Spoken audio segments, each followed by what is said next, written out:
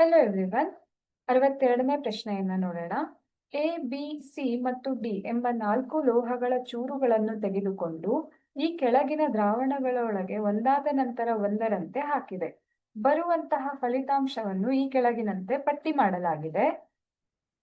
ಇಲ್ಲಿ ಲೋಹಗಳು ಮತ್ತೆ ಕೆಲವೊಂದಿಷ್ಟು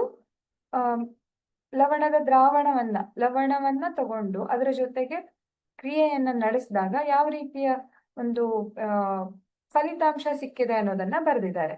ಪರಿಣಾಮ ಏನಾಗಿದೆ ಅನ್ನೋದನ್ನ ಬರೆದಿದ್ದಾರೆ. ಸೊ ಇದನ್ನ ಆಧರಿಸಿ ಕೆಲವೊಂದು ಪ್ರಶ್ನೆಯನ್ನ ಕೊಟ್ಟಿದ್ದಾರೆ, ನಾವು ಅದಕ್ಕೆ ಆನ್ಸರ್ ಹೇಳಬೇಕು. ಸೊ ಈ ಕೋಷ್ಟಕವನ್ನ ನೋಡಿ ಎ, ಬಿ, ಸಿ, ಡಿ ಲೋಹಗಳಿಗೆ ಸಂಬಂಧಿಸಿದಂತೆ ಈ ಪ್ರಶ್ನೆಗಳಿಗೆ ಉತ್ತರಿಸಿ. ಅತ್ಯಂತ ಕ್ರಿಯಾಶೀಲ ಲೋಹ ಯಾವುದು? ಸೊ ನೀವಿಲ್ಲಿ ಕೋಷ್ಟಕವನ್ನ ನೋಡಿದಾಗ ಲೋಹ ಎ ಕಬ್ಬಿಣದ ಸಲ್ಫೇಟ್ನ ಜೊತೆಗೆ ಯಾವುದೇ ಪ್ರತಿಕ್ರಿಯೆಯನ್ನ ತೋರಿಸ್ತಾ ಇಲ್ಲ. ಇನ್ನು ತಾಮ್ರದ ಸಲ್ಫೇಟ್ನ ಸ್ಥಾನಪಲ್ಲಟವನ್ನ ಮಾಡ್ತಾ ಇದೆ. ಸತುವಿನ ಸಲ್ಫೇಟ್ ಮತ್ತೆ ಬೆಳ್ಳಿಯ ನೈಟ್ರೇಟ್ ಜೊತೆಗೂ ನಮ್ಗೆ ಯಾವುದೇ ರೀತಿಯ ಫಲಿತಾಂಶ ಸಿಕ್ಕಿಲ್ಲ. ಇನ್ನು ಬಿ ಕಬ್ಬಿಣದ ಸಲ್ಫೇಟ್ನ ಸ್ಥಾನಪಲ್ಲಟ ಮಾಡಿದೆ. ಇಲ್ಲಿ ನಾವು ನೋಡೋದಿದ್ರೆ ಅತಿ ಹೆಚ್ಚು ಕ್ರಿಯಾಶೀಲ ಧಾತು ಅಂತ ಅಂದ್ರೆ ಅದು ಸತು ಆಗಿದೆ. ಅದನ್ನ ಹೊರತುಪಡಿಸಿದ್ರೆ ನೆಕ್ಸ್ಟ್ ಕಬ್ಬಿಣದ ಸಲ್ಫೇಟ್ ನಲ್ಲಿರುವಂತಹ ಕಬ್ಬಿಣ. ಸೊ ಬಿ ಕಬ್ಬಿಣದ ಸ್ಥಾನಪಲ್ಲಟ ಮಾಡ್ತಾ ಇದೆ, ಮತ್ತೆ ಯಾವ ಲೋಹವು ಕೂಡ ಕಬ್ಬಿಣದ ಸ್ಥಾನಪಲ್ಲಟವನ್ನ ಮಾಡಿಲ್ಲ. ಹಾಗೆ ಇದು ಸತುವಿನ ಸ್ಥಾನಪಲ್ಲಟವು ಕೂಡ ಆಗ್ತಾ ಇಲ್ಲ. ಅಂದ್ರೆ ಬಿ ಸತುವಿಗಿಂತ ಕಡಿಮೆ ಕ್ರಿಯಾಶೀಲ, ಆದ್ರೆ ಕಬ್ಬಿಣಕ್ಕಿಂತ ಹೆಚ್ಚು ಕ್ರಿಯಾಶೀಲ ಅನ್ನೋದು ನಮ್ಗೆ ಇಲ್ಲಿ ಗೊತ್ತಾಗ್ತಾ ಇದೆ. ಹಾಗಾಗಿ ಅತ್ಯಂತ ಕ್ರಿಯಾಶೀಲ ಲೋಹ ಅಂತ ಅಂದ್ರೆ ಅದು ಬಿ ಆಗಿದೆ, ಲೋಹ ಬಿ.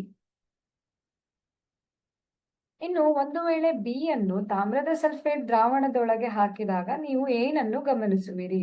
ಇದು ಬಿ ಅನ್ನೋದು ಕಬ್ಬಿಣದ ಸ್ಥಾನಪಲ್ಲಟ ಮಾಡಬಲ್ಲದು ಅಂತಾದ್ರೆ ತಾಮ್ರದ ಸ್ಥಾನಪಲ್ಲಟವೂ ಕೂಡ ಸಾಧ್ಯ ಆಗತ್ತೆ.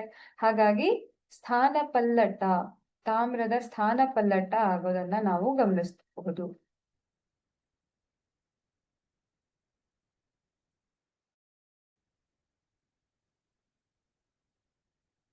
ಇನ್ನು ಸಿ, ಎ, ಬಿ, ಸಿ ಮತ್ತು ಡಿ ಲೋಹಗಳನ್ನು ಅವುಗಳ ಕ್ರಿಯಾಶೀಲತೆಯ ಇಳಿಕೆ ಕ್ರಮದಲ್ಲಿ ಬರೆಯಿರಿ. ಇಲ್ಲಿ ಅತ್ಯಂತ ಕ್ರಿಯಾಶೀಲ ಬಿ ಅನ್ನೋದು ಗೊತ್ತಾಗಿದೆ. ಸೊ ಬಿ ಅನ್ನ ಮೊದಲಿಗೆ ಬರೆದ್ರೆ ಅದರ ನಂತರದಲ್ಲಿ ಎ ಕಬ್ಬಿಣದ ಸಲ್ಫೇಟ್ನ ಜೊತೆಗೆ ಯಾವುದೇ ಪ್ರತಿಕ್ರಿಯೆ ಇಲ್ಲ.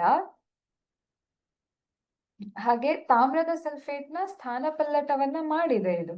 ಹಾಗಾಗಿ ಇದು ಸಹ ಹೆಚ್ಚು ಕ್ರಿಯಾಶೀಲ ಅನ್ನೋದು ನಮ್ಗೆ ಗೊತ್ತಾಗ್ತಾ ಇದೆ.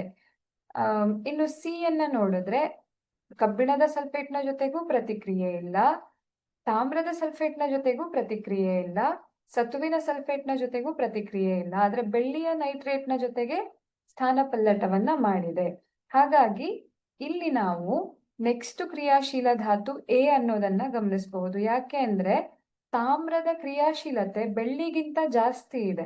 ಸೊ ಎ ತಾಮ್ರದ ಸ್ಥಾನಪಲ್ಲಟ ಮಾಡಬಲ್ಲದು ಅಂತ ಆದ್ರೆ ಅದು ಸಿಗಿಂತ ಜಾಸ್ತಿ ಕ್ರಿಯಾಶೀಲವಾಗಿದೆ ಅನ್ನೋದು ನಮ್ಗೆ ಇಲ್ಲಿ ಗೊತ್ತಾಗ್ತಾ ಇದೆ. ಕ್ರಿಯಾಶೀಲತೆ ಸರಣಿಯನ್ನ ನಾವು ನೆನ್ಪು ಮಾಡ್ಕೊಳ್ಬೇಕು ಮಕ್ಕಳೇ. ಸೊ ನೆಕ್ಸ್ಟ್ ಸಿ ಆದ್ರೆ ಕೊನೆಯದಾಗಿ ನಾವು ಡಿ ಅನ್ನ ನೋಡಬಹುದು. ಯಾಕೆ ಅಂತ ಅಂದ್ರೆ ಇಲ್ಲಿ ನೋಡಿ ಡಿ ಯಾವುದರ ಜೊತೆಗೂ ಪ್ರತಿಕ್ರಿಯೆಯನ್ನ ತೋರಿಸ್ತಾ ಇಲ್ಲ. ಅಂದ್ರೆ ಇವೆಲ್ಲವುಗಳಿಗಿಂತ ಕಡಿಮೆ ಕ್ರಿಯಾಶೀಲ ಅನ್ನೋದು ಗೊತ್ತಾಗ್ತಾ ಇದೆ. ಹಾಗಾಗಿ ನಾವು ಡಿ ಅನ್ನ ಬರಿಬೇಕಾಗತ್ತೆ. ಸೊ ಇದು ಕ್ರಿಯಾಶೀಲತೆಯ ಅಂದ್ರೆ ಇಲ್ಲಿ ಕೊಟ್ಟಿರುವಂತಹ ಲೋಹಗಳ ಕ್ರಿಯಾಶೀಲತೆ ಸರಣಿಯಾಗಿದೆ.